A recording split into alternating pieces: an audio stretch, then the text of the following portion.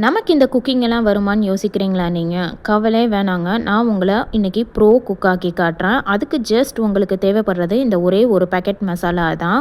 சுஹானா பிராண்டோட பன்னீர் மக்கன்வாலா மிக்ஸ். இது செம்ம thick and creamy rich flavour கொடுக்குதுங்க. இதை அப்படியே ஒரு பவுலில் ட்ரான்ஸ்ஃபர் பண்ணிவிட்டு ஒரு 100 ml ஆஃப் மில்கை வந்து ஆட் பண்ணி நல்லா மிக்ஸ் பண்ணி எடுத்துக்கோங்க. இந்த அளவுக்கு நல்லா மிக்ஸ் பண்ணி வச்சுக்கோங்க. அதை அப்படியே ஒரு சைடில் வச்சுட்டு நான் வீட்டில் ரெடி பண்ணியிருக்கிற பன்னீர் வந்து யூஸ் பண்ணுறேன். நீங்கள் ரெடிமேட் பன்னீர் கூட யூஸ் பண்ணிக்கலாம்.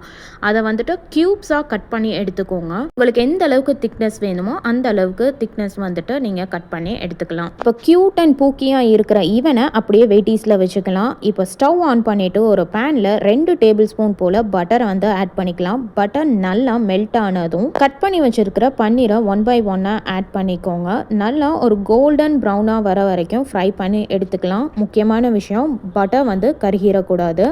இந்த அளவுக்கு நல்லா கோல்டன் கலரில் ஃப்ரை ஆகி வந்ததும் இதை அப்படியே தனியாக எடுத்து வச்சுக்கோங்க. அதே பேனில் 1 டேபிள் ஸ்பூன் ஆயில் விட்டுட்டு ஒரு ஆனியனை ஃபைனாக சாப் பண்ணி வச்சுருக்கேன். அதை இது கூட ஆட் பண்ணிவிட்டு இந்த அளவுக்கு கலர் மாறினதும் ஒரு தக்காளியை நான் அரைச்சி ஆட் பண்ணிக்கிறேன். நீங்கள் கட் பண்ணி கூட சேர்த்துக்கலாம். இந்த அளவுக்கு தண்ணி எல்லாம் இதானதுக்கப்புறம் நம்ம மிக்ஸ் பண்ணி வச்சுருக்கிற சுஹானாவோட மசாலாவை ஆட் பண்ணி நல்லா சாட்டே பண்ணி விட்டுக்கோங்க.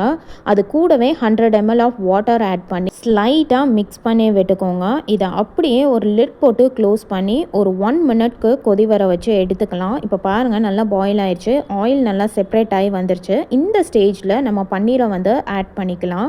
கேர்ஃபுல்லாக ஆட் பண்ணுங்கள். 1 by 1 ஆட் பண்ணுங்கள். ஏன்னா தெரிக்கிறதுக்கு நிறைய சான்சஸ் இருக்குது. இது மசாலா வந்து இப்போ கொஞ்சம் ராவாக தான் இருக்குது. லைட்டாக இதை மிக்ஸ் பண்ணி விட்டுட்டு இதை அப்படியே ஒரு லிட் போட்டு க்ளோஸ் பண்ணி ஒரு 2 மினிட்ஸ் to 3 மினிட்ஸ் வந்து நல்லா கொதி வர வச்சு எடுத்துக்கலாம். இப்போ பாருங்கள், பக்காவாக இதாயிடுச்சு. ஃபைனலாக கொஞ்சமாக கஸ்தூரி மேத்தி ஆட் பண்ணி எடுத்துட்டிங்கன்னா செம்ம திக் ரிச் அண்ட் க்ரீமியான பன்னீர் மக்கன்வாலா ரெடி. ரெஸ்டாரண்ட்டில் கிடைக்கிற மாதிரியே இருக்கும்.